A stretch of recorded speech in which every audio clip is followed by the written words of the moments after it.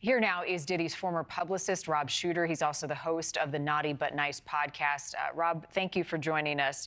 I think just for our audience, first of all, you have a past with Diddy. You worked very closely with him. Tell us when that was and how closely you worked with the music mogul.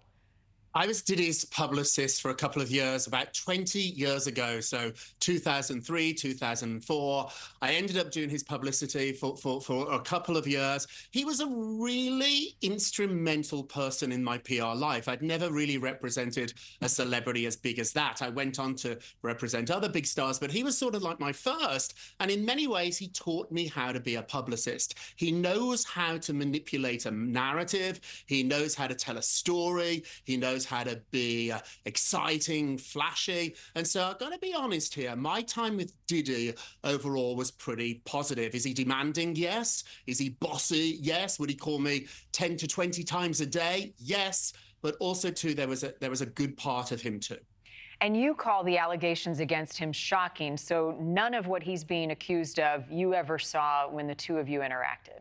Yeah, and I think this is backed up in the lawsuit when 20 years ago, Diddy seemed to be a much different man than he was just 10 years ago. So I did not see any of this behavior. Did I see him being treated like a king? Of course. Did I see him enjoying being a celebrity? Yes. Of all the big stars I've worked with, Diddy enjoyed being Diddy more than anybody else. He loved the spotlight. He loved people talking about him. And now that's what they're doing, but I guess he's not loving it now. No, and Rob, what we're seeing happen, his friend and social circle didn't just shrink, it has evaporated. And we look at picture after picture of him with multiple A-list celebrities over the years. What are you hearing in Hollywood about folks distancing themselves from him?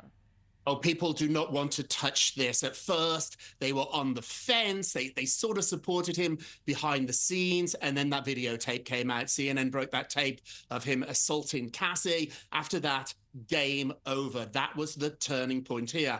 It is hard to overestimate how connected Diddy was. This is a guy who was friends with Anna Wintour, the editor-in-chief of Vogue. He was friends with the Lauders, with Estee Lauder's company, where he had a fragrance. He was friends with the people that ran Bloomingdale's and Macy's and sold his Sean John collection. He was the most successful rapper, not because of his music output, but because he became this brand. He taught celebrities you can make more money selling fragrance than selling music. And so he was a pioneer in that way. All these people now who he would count as friends have all disappeared. Right, and he is the only target for prosecutors right now in this case. However, many are saying there are others who knew. So the question becomes, are there more defendants coming? What are you hearing?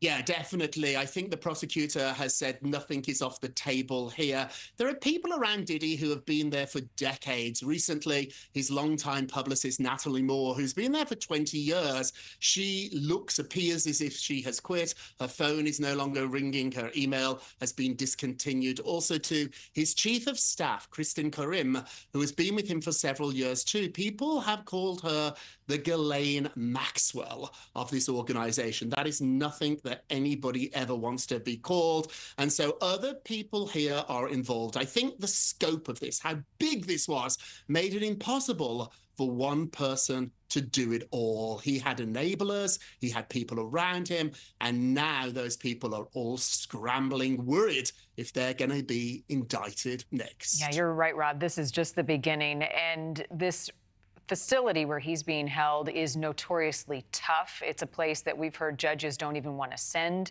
defendants. Some say that he is on suicide watch right now. What are you hearing, if anything, from those closest to him about concerns around his safety?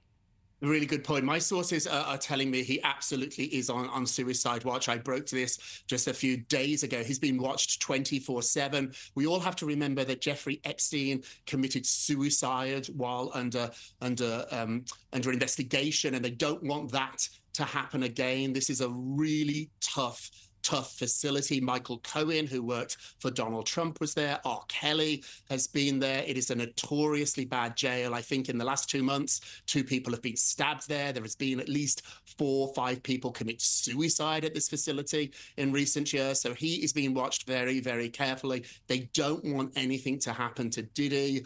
They want him to go to trial. They want him to face justice. Thank you for watching. Go to newsnationnow.com to find News Nation on your television provider. And don't forget to click the red subscribe button below to get more of News Nation's fact-driven, unbiased coverage.